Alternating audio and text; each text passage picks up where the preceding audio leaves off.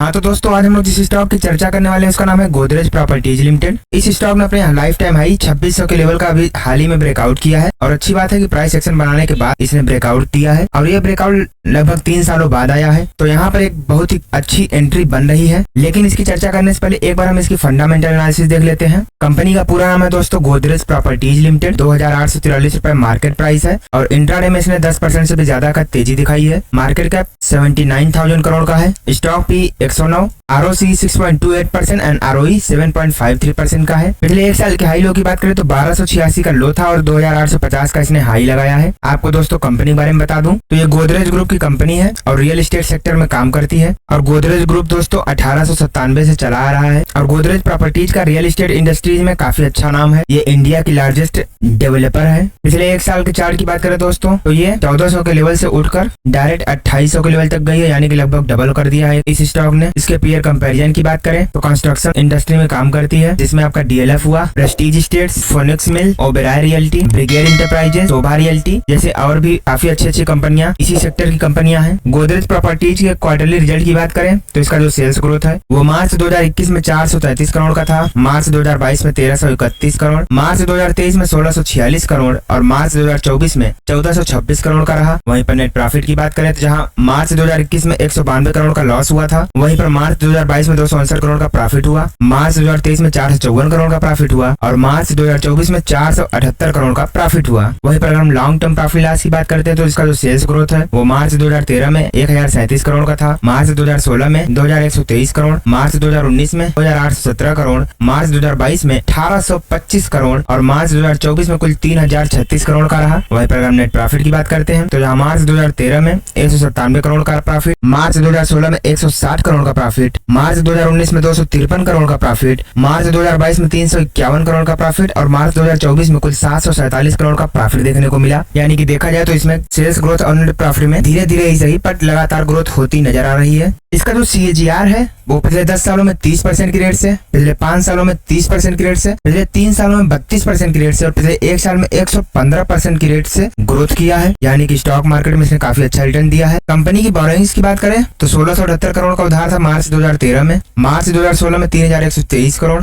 मार्च 2019 में 3516 करोड़, मार्च 2022 में 5196 करोड़ और अभी करंट में मार्च 2024 तक 10,000 करोड़ का इस कंपनी पे उधार भी है। और टोटल एसेट की बात करते हैं तो जहां मार्च 2013 में 4679 करोड़ था, मार्च 2016 में 6578 करोड़ था, मार्च 2019 में 8092 करोड़ था, मार्च 2022 में 17,804 करोड़ था और मार्च 2024 में 35,735 करोड़ का एसेट था। तो देखा जाए तो एसेट के मुकाबले इसका जो लोन है वो काफी ज्यादा हाई है, तो यहाँ पर आपको थोड़ा संभल के काम करना पड़ेगा। बाकी कंपनी के शेयर होल्डिंग पैटर्न की बात करें तो प्रमोटर्स की हिस्सेदारी जहाँ जून 2021 में 58.43% थी, वहीं पर मार्च 2024 में 58.48% है, यानी कि थोड़ा सा बढ़ा ही है। FIIs की होल्डिंग 28% से 29% हुआ, DIIs 5.14% से 5.56% एंड पब्लिक की होल्डिंग 8.36 से 6.31% पे हुए। इस कंपनी के अगर हम दोस्तों फॉरेंसिक एनालिसिस करते हैं तो इसका जो डिप्रिसिएशन इफेक्ट है उसमें कोई दिक्कत नहीं। ROE ROE इसका पिछले 10 सालों में कुछ खास अच्छा रहा नहीं है। कैपेक्स वर्सेस ROC काफी बेहतरीन है। कंपनी के ऊपर ऐसी कोई लायबिलिटीज नहीं है जिससे कि इन्वेस्टर्स को कोई प्रॉब्लम हो। हाँ, वर्किंग कैपिटल थोड़ा डाउन है। कंपनी के प्रमोटर्स ने शेयर प्लेज नहीं किया है, ये अच्छी बात है। रिटेल्स की होल्डिंग जो है वो